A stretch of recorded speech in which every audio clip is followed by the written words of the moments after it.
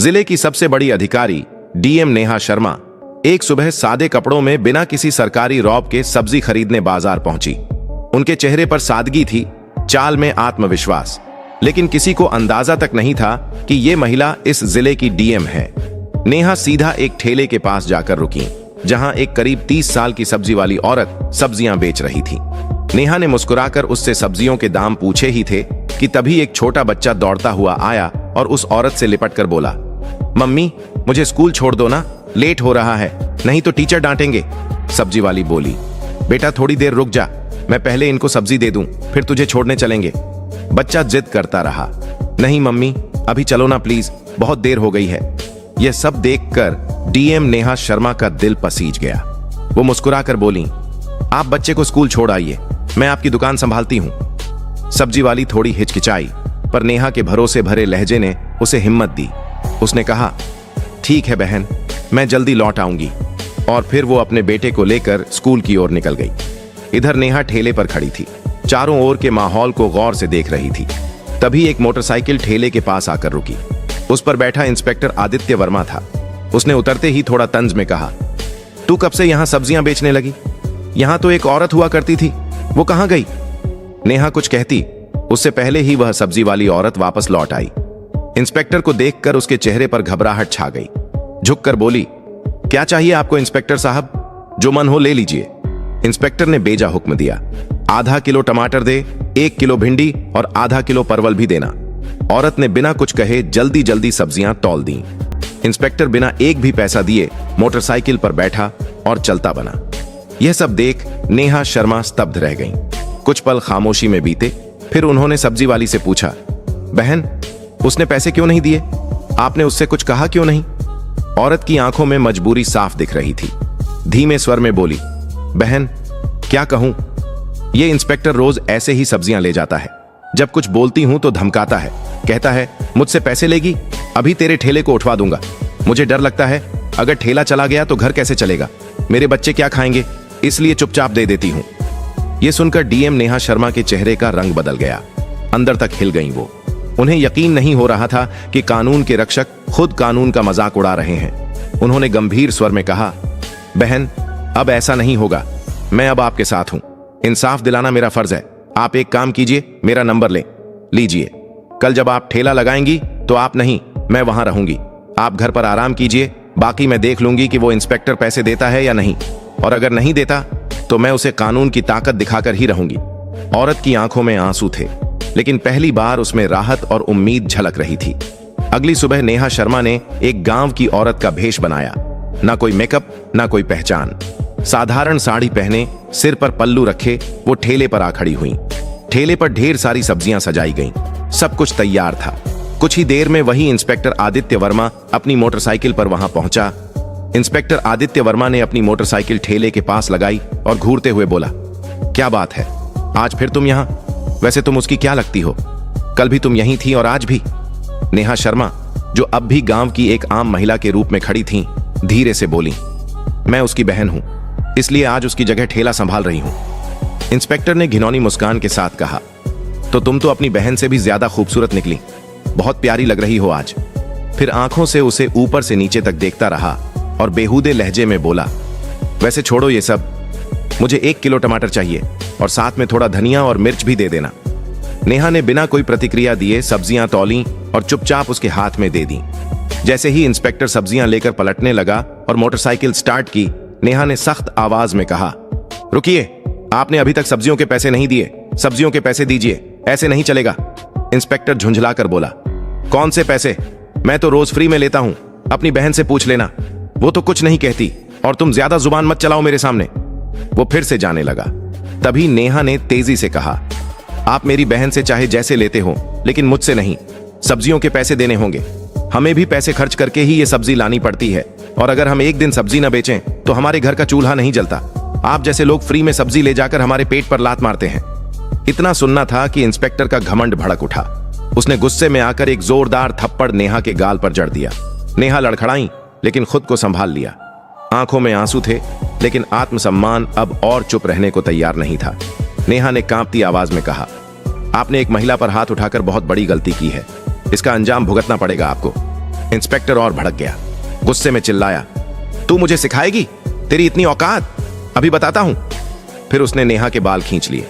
नेहा दर्द से कराह उठी, लेकिन बाल छुड़ाकर बोली, यह सब बहुत गलत हो रहा है। मैं तुम्हारे खिलाफ रिपोर्ट करवाऊंगी। तुम्हें सब्जियों के पैसे देने ही होंगे। लेकिन इंस्पेक्टर अपनी हैसियत के नशे में डूबा हुआ था। बोला, रिपोर्ट? तेरी इतनी औकात है? तू एक सब्जी बेचने वाली और मैं इस थाने का इंस्पेक्टर। मैं तुझे यहीं खड़े खड़े खरीद सकता हूं। ज्यादा जुबान चलाई तो उल्टा तुझे ही जेल में डाल दूंगा। इतना कहकर वो मोटरसाइकिल स्टार्ट कर वहां से चला गया। नेहा गुस्से से कांप रही थीं, लेकिन अब भी उन्होंने खुद को संयमित रखा। वो जानना चाहती थीं कि ये इंस्पेक्टर कितनी हद तक गिर सकता है। कुछ पल ठेले के पास बैठने के बाद उन्होंने सब्जी वाली को फोन किया और कहा, अब तुम ठेले पर आ जाओ। सब्जी वाली के आते ही नेहा वहां से चुपचाप निकल गई। घर जाकर उन्होंने अपने साधारण कपड़े बदले और पीले रंग का सलवार सूट पहनकर एक सामान्य महिला की तरह बिना किसी पहचान के थाने पहुंची। थाने में पहुंचते ही उन्होंने देखा कि इंस्पेक्टर आदित्य वर्मा वहां मौजूद नहीं था। एक हवलदार डेस्क पर बैठा था। नेहा ने सीधा उससे पूछा, मुझे रिपोर्ट दर्ज करानी है। इंस्पेक्टर आदित्य वर्मा कहां हैं और एसएचओ साहब से मिलना है। हवलदार ने जवाब दिया, इंस्पेक्टर साहब कुछ काम से घर गए हैं और एसएचओ साहब भी फील्ड विजिट पर बाहर गए हैं। आप चाहें तो कुछ देर बैठ जाइए। नेहा की आंखों में अब इंसाफ की आग थी और ये आग अब रुकने वाली नहीं थी। थाने में कुछ ही पल बीते थे कि अचानक दरवाजा खुला और भीतर एसएचओ रतिक राणा ने प्रवेश किया। भारी कदमों के साथ अंदर आते ही उसकी नजर पीले रंग का सलवार सूट पहने उस साधारण सी दिखने वाली लड़की पर पड़ी, जो और कोई नहीं बल्कि डीएम नेहा शर्मा थीं। रतिक राणा ने कड़क आवाज में पूछा, तुम कौन हो और यहां क्यों आई हो? नेहा ने शांत स्वर में कहा, मुझे रिपोर्ट दर्ज करवानी है। यह सुनकर रतिक राणा व्यंग्य में मुस्कुराया और बोला, रिपोर्ट करवानी है तो पहले कुछ खर्चा पानी लाया है? यहां रिपोर्ट दर्ज कराने के लिए 10 से 20 हजार लगते हैं। लाई हो तो निकालो फटाफट, फिर लिखवाता हूं तुम्हारी रिपोर्ट। यह सुनते ही नेहा शर्मा का चेहरा सख्त हो गया। उन्होंने गंभीर स्वर में कहा, किस बात का पैसा? रिपोर्ट दर्ज करवाने के लिए कोई शुल्क नहीं लगता। आप रिश्वत क्यों मांग रहे हैं? रतिक राणा हंसते हुए बोला, तुम्हें किसने कहा कि मुफ्त में रिपोर्ट होती है? यहां जो भी आता है अपनी मर्जी से पैसे देता है और अगर नहीं देगा तो उसकी रिपोर्ट नहीं लिखी जाएगी। अब तुम्हारी मर्जी है। नेहा ने गहरी सांस ली, फिर बोली, ठीक है, लीजिए 10,000 रुपए, अब रिपोर्ट लिखिए। पैसे लेते ही आर्तिक राणा ने पूछा, बताओ किसके खिलाफ रिपोर्ट है? नेहा ने गंभीर होकर कहा, इंस्पेक्टर आदित्य वर्मा के खिलाफ। उन्होंने एक सब्जी बेचने वाली औरत से बदतमीजी की। रोज उसके ठेले से बिना पैसे के सब्जियां उठाते हैं और जब मैंने विरोध किया तो मुझ पर हाथ उठाया। मैं इस पर सख्त कानूनी कार्रवाई चाहती हूं। रतिक राणा का चेहरा स्याह पड़ गया। घबराहट उसके चेहरे पर साफ दिख रही थी। उसने हकलाते हुए कहा, वो तो हमारे थाने के सीनियर इंस्पेक्टर हैं और वैसे भी अगर कोई फ्री में सामान दे दे तो इसमें क्या गलत है? हम पुलिस वाले हैं, थोड़ा बहुत चलता है। नेहा अब सब समझ चुकी थी। यह सिस्टम अंदर से सड़ चुका था। ये केवल वर्दी नहीं, गरीबों की मजबूरी का सौदा कर रहे थे। उन्होंने कुछ नहीं कहा, बस चुपचाप थाने से निकल गईं। लेकिन उनकी आंखों में अब एक आग जल चुकी थी। अगले दिन सुबह डीएम नेहा शर्मा वर्दी पहनकर गाड़ी से सीधे उसी थाने में पहुंची। साथ में उनके सरकारी गार्ड्स भी थे। थाने के गेट पर वर्दी में उन्हें देखकर सारा स्टाफ हक्का बक्का रह गया। अंदर घुसते ही इंस्पेक्टर आदित्य वर्मा और एसएचओ रतिक राणा दोनों मौजूद थे। दोनों के चेहरे पर हवाइयां उड़ गईं जब उन्होंने सामने उसी लड़की को देखा जिसे उन्होंने अपमानित किया था। लेकिन आज वो आम औरत नहीं थी, बल्कि जिले की डीएम थी। घबराए हुए दोनों एक साथ बोले, आप कौन हैं और ये वर्दी क्यों पहनी है? नेहा की आंखें अब एक अधिकारी की गरिमा से चमक रही थीं। उन्होंने गंभीर स्वर में कहा, वर्दी नहीं दिख रही? मैं हूं इस जिले की डीएम नेहा शर्मा और मैं अब सब जान चुकी हूं कि इस थाने में किस तरह गरीबों को धमकाया जाता है, उनसे पैसे ऐंठे जाते हैं और कानून के नाम पर अत्याचार किया जाता है। दोनों के पांव तले जमीन खिसक गई। घबराहट में उनकी आवाज कांपने लगी। मैडम, ये क्या कह रही हैं आप? अगर आप वाकई डीएम हैं तो हमें कोई आईडी दिखाइए। नेहा ने बिना एक शब्द कहे अपने बैग से सरकारी पहचान पत्र निकाला और आर्तिक राणा के सामने रख दिया। आईडी देखकर रतिक राणा के हाथ कांपने लगे। उसके चेहरे से सारा रंग उड़ गया। तुरंत हाथ जोड़ते हुए नीचे झुक गया। माफ कर दीजिए मैडम, मुझे नहीं पता था कि आप डीएम मैडम हैं। मुझसे बहुत बड़ी गलती हो गई। पीछे खड़ा इंस्पेक्टर आदित्य वर्मा भी अब तक घबराया हुआ था। वह भी हाथ जोड़कर बोला, मैडम जी माफ कर दीजिए, जो हुआ गलती में हुआ, आगे से कभी नहीं होगा। दोनों अधिकारी अब शर्मिंदगी में सिर झुकाए खड़े थे। लेकिन डीएम नेहा शर्मा की आवाज में अब कोई नरमी नहीं थी। उन्होंने कठोर स्वर में कहा, आज से तुम दोनों सस्पेंड हो। वर्दी पहनकर तुमने क्या किया है उसका हिसाब अब कानून करेगा। इस जिले में अब गरीबों का अपमान नहीं होगा, ना ही वर्दी की आड़ में लूटपाट। फिर उन्होंने पीछे खड़े स्टाफ को निर्देश दिया, इन दोनों को तत्काल प्रभाव से निलंबित किया जाए और इनके खिलाफ विभागीय जांच शुरू हो। पूरा थाना अब खामोश था। डीएम नेहा शर्मा ने एक बार फिर साबित कर दिया था कि वर्दी सिर्फ ताकत नहीं, जिम्मेदारी का प्रतीक होती है। डीएम नेहा शर्मा ने कड़े स्वर में दोनों अफसरों की ओर देखा और बोली, तुम दोनों माफी के लायक नहीं हो। आज जो तुमने किया है वो एक अधिकारी नहीं, एक अपराधी करता है। अगर मैं तुम्हें माफ कर दूंगी तो तुम फिर वही हरकतें करोगे, फिर किसी गरीब को कुचलोगे, फिर किसी मासूम की आवाज दबाओगे। इतना कहकर वो आगे बढ़ने लगी, लेकिन तभी इंस्पेक्टर आदित्य वर्मा और एसएचओ रतिक राणा दोनों उनके पैरों में गिर गए। आंखों में पश्चाताप और चेहरे पर शर्म साफ झलक रही थी। मैडम, आप बिल्कुल सही कह रही हैं, हम वाकई माफी के लायक नहीं, रतिक राणा बोला। लेकिन एक आखिरी मौका दीजिए, हम सच में बदल जाएंगे। आज के बाद किसी गरीब को नहीं सताएंगे, किसी से फालतू पैसे नहीं लेंगे और हर फरियादी की इज्जत करेंगे। आदित्य वर्मा ने भी सिर झुकाकर कहा, हमें माफ कर दीजिए मैडम, वादा करते हैं कि दोबारा ऐसी गलती नहीं होगी, और अगर हो भी गई तो आप हमें सस्पेंड नहीं, सीधे जेल भेज देना। नेहा शर्मा कुछ देर चुप रहीं। उनकी आंखें दोनों की नम आंखों और डरे हुए चेहरे पर टिक गईं।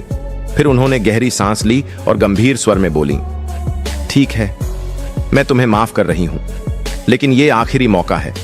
अगली बार अगर किसी भी गरीब की आवाज मुझ तक पहुंची, अगर फिर किसी ने कहा कि थाने में अन्याय हुआ है, तो मैं तुम दोनों को सिर्फ सस्पेंड नहीं, सलाखों के पीछे डालूंगी, और इस बार कोई माफी नहीं होगी। दोनों अफसरों ने सिर झुका लिया। उनका आत्मसम्मान चूर चूर हो चुका था, लेकिन अब उनमें सुधार की एक सच्ची झलक थी। नेहा शर्मा ने थाने से बाहर निकलते वक्त एक नजर पूरे स्टाफ पर डाली और बोली, पुलिस की वर्दी डराने के लिए नहीं, भरोसा देने के लिए होती है।